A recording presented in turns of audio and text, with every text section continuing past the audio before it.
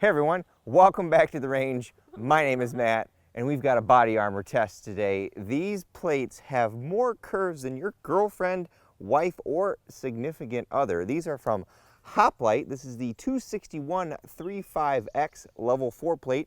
A follower of mine, Corey, graciously donated a pair of these for us to destroy today. Our Hoplite 261-35Xs are level 4. They are N.I.J. 04 compliant. They have not been certified to N.I.J. 06. I'm going to guess maybe because they lack a strike face foam protectant. They weigh 6 pounds 15 ounces, or if you want to call it 7 pounds even. They are 840 thousandths thick, pretty thin for a level 4 plate. For all of our body armor testing on our channel, I try to stick to as many N.I.J. constants as possible so that you can take some information away from these tests.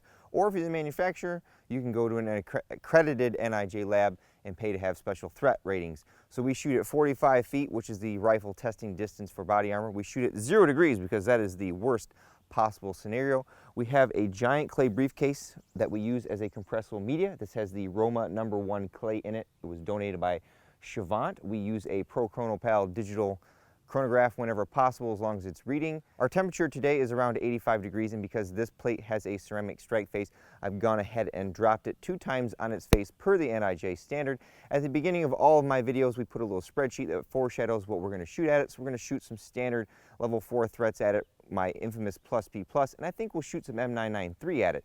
Give us a moment to rearrange everything, and we're going to see how much ceramic we can blow away today. All right, since our Hoplite is a level 4 plate, we're going to go right to the standard, which is M2 armor piercing at 2880 feet per second. I'm not sure why this is still the standard. This particular bullet was developed in World War II, but we're going to go with it. Now, the only way to actually achieve the 2880 feet per second is to use a universal receiver, or in my case, I've gone up to a 300 Win Mag. This is a TC Compass with a 24-inch barrel, got a JK Armament rifle kit on there. We have our standard pressure M2 AP, then we have a homebrew +P+ load, and then I have a Barnes, I think it's XXX or TSX tipped 300 Win Mag. I think it's 135 grains, so we should see 3,500 feet per second or so out of that. We'll take all 3 shots on this plate, and then we'll go check out and see what we did. Hopefully the chronograph is reading. I forgot my laptop, so I'm trying to use my extra phone and the little HDMI cable. This should be in the upper left of the plate.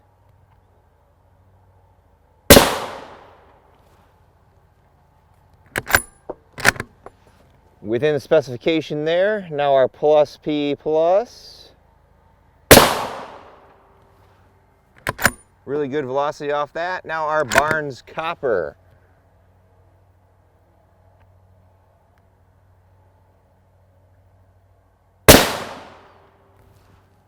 Wow, 3,600 feet per second. Let's go see what we did. Here was our standard M2 AP shot. Here was our +P+, the armor killer. And here was our Barnes triple shock. We have some ceramic going all over the place. We destroyed a couple of my bungees. Thank you to my Patreon supporters for helping me buy these. Place those bets in the comments below.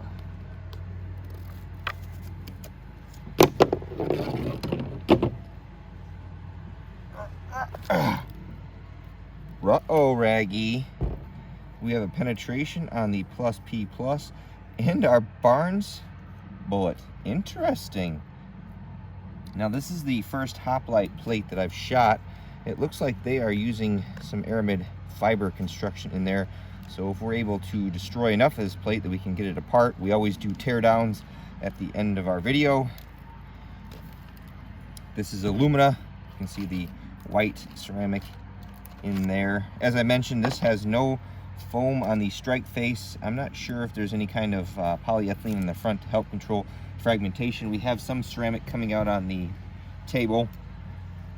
You can see 2 giant holes in there. I built up the clay around it.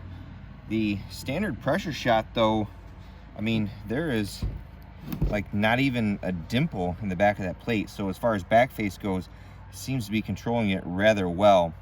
I think now we'll shoot some 5.56 threats at this plate, and then I have a 308 threat that we'll save for the second plate.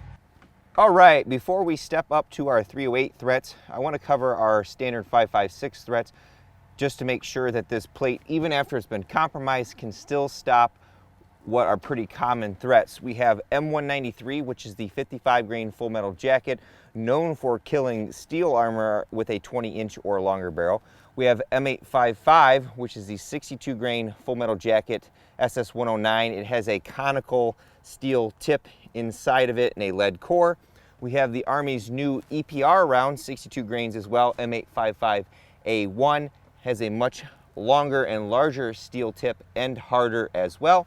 And we have a Barnes TSX 52 grain, all copper guy. I think I put them out of order here, but we'll shoot the Barnes TSX last. We have 2 rounds M855A1, 2 of the M855 and 2 of the M193. We are using a TC Compass with a 22-inch barrel with a turbo 5.56 suppressor on here. So this is maximum velocity that anyone would see. The likelihood of you encountering this type of firearm at 45 feet is probably very, very little. But I like to try to plan for worst case so that you guys have that confidence to know that at an actual engagement range, you would be fine. We're going to put this one right next to the TSX.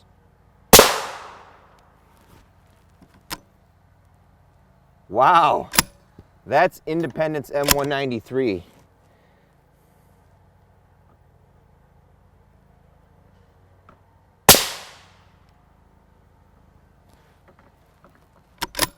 And there's a wasp. Here is M855.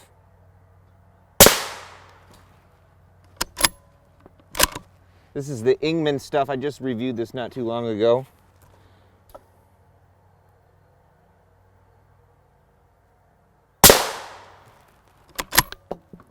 Now the A1. I'm going to put this between the first 2 shots towards the top. A little velocity there. And I'm going to put this on the right side. Good velocity that time. And then now our TSX. Put this lower next to where it says drop test.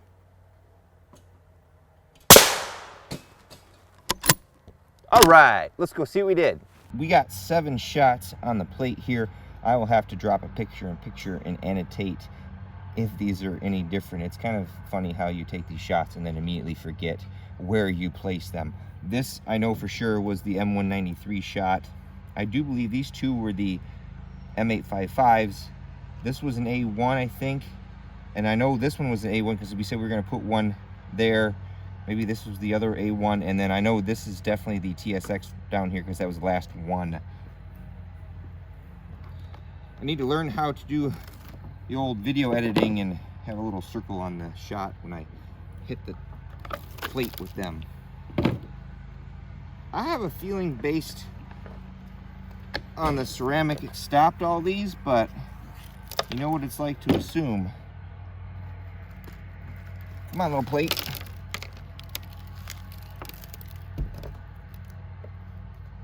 We have R.A.N.G.E. That's our A1 penetration that was right next to that plus P, and then a penetration there as well. 2 penetrations.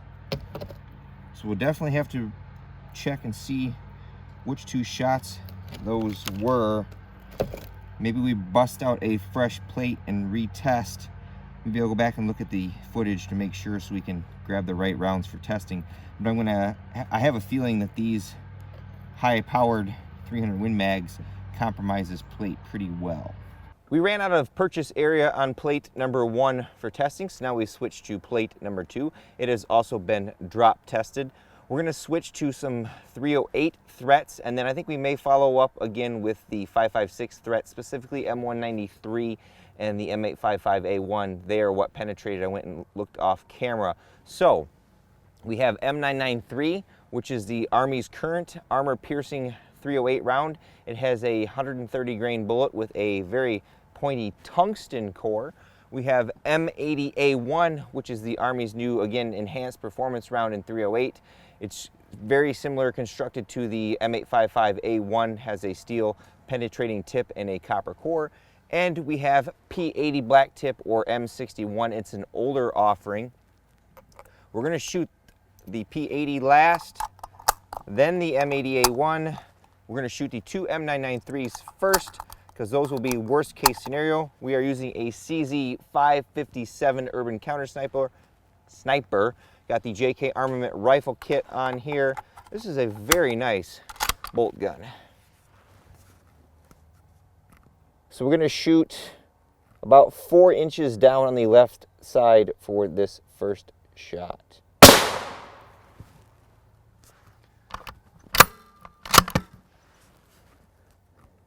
And then we're going to put the next one all the way on the other side of it as well. So we should have really good, fair hit here.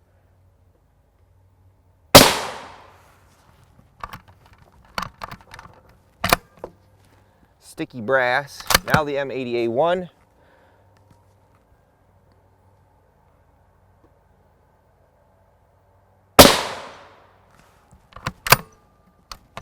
And our black tip, P80.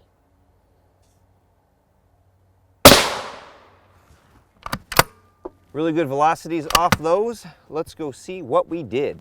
Okay, here was M993 number 1. Number 2, here was our M80A1 and the P80 M61 black tip. We've got a good spread on all these rounds that if the ceramic was compromised, the crack propagation, because I do believe this is a solid strike face, should be very minimal. Place your bets in the comments below. I'm eating up a lot of straps today. My helper will take the plate down. Ruh-oh, Raggy. We have 2 penetrations, both from the M993. We'll have to peel that away in a second and check. It could just be cracked, I'm not sure. Definite penetration there. No penetration there. And I don't think from the P80 either. Nope, so our EPR and our older black tip did not penetrate. We'll peel that away here in a second. There's a hole in the clay. There is a hole in the clay, as my camera woman has indicated. A very big hole there. So I peeled some of this coating away here, and whatever did come through, it did penetrate. There is a hole there, very tiny.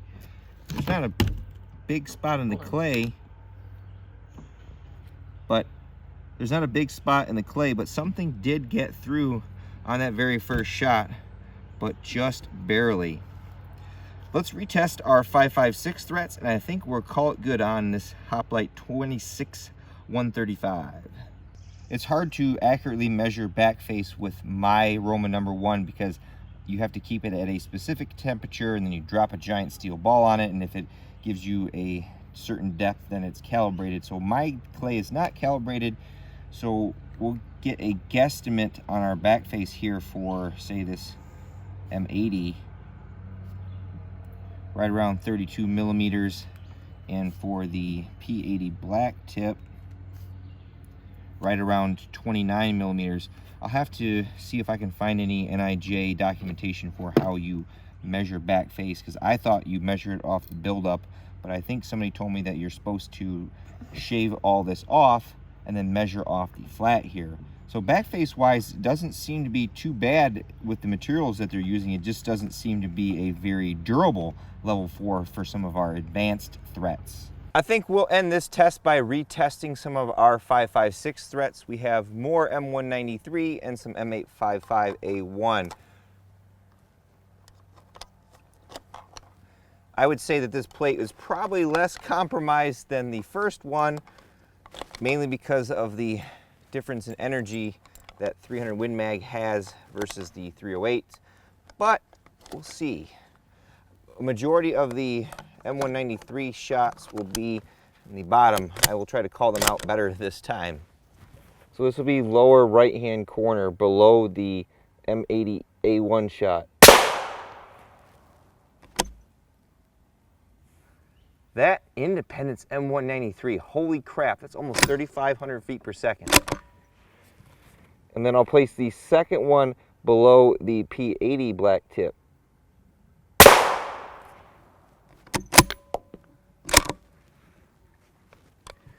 And then let's see, the third one will be in the center left of the plate.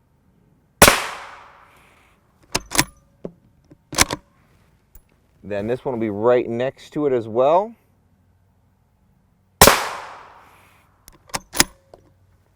Now our A1. Put these at the top of the plate.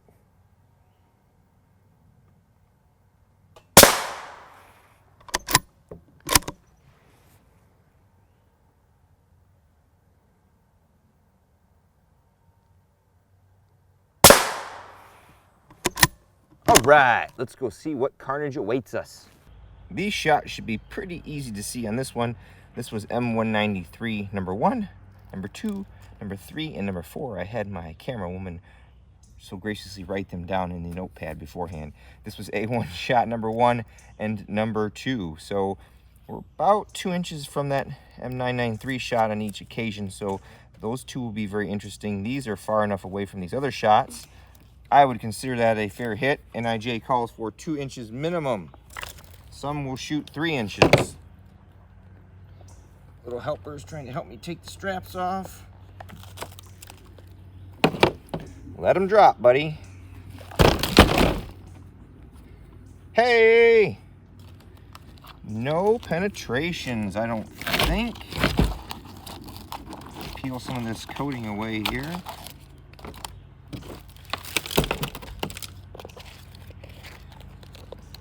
Looks like just our original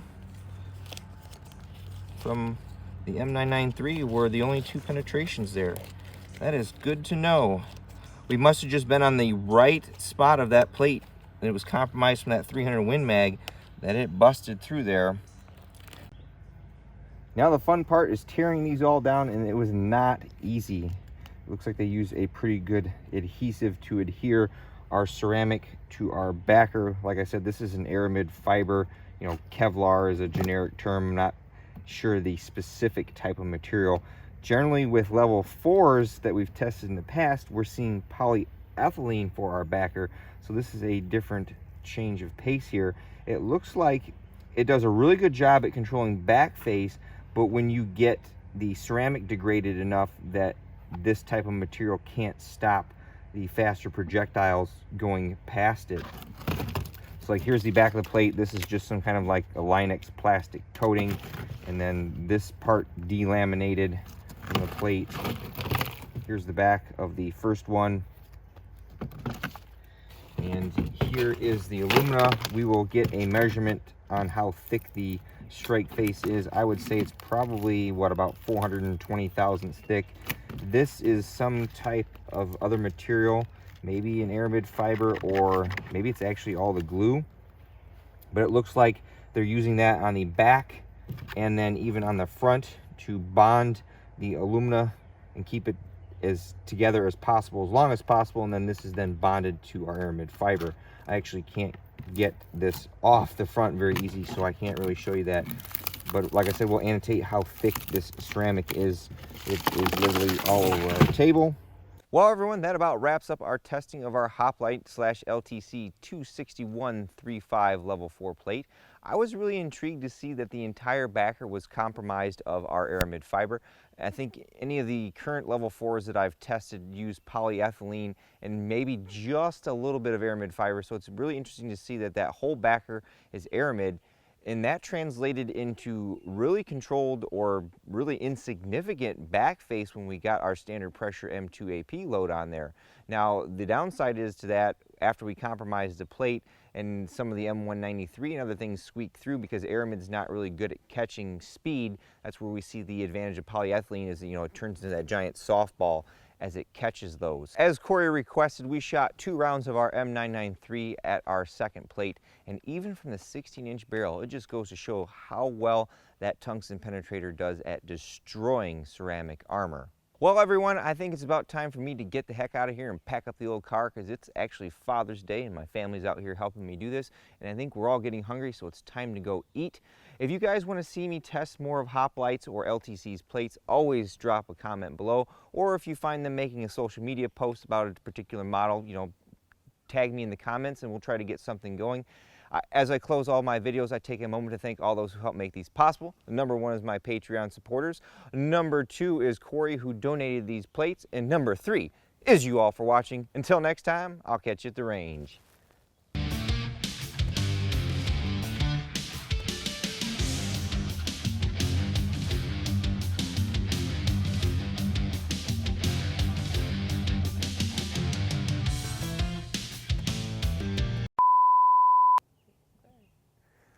It takes you so long.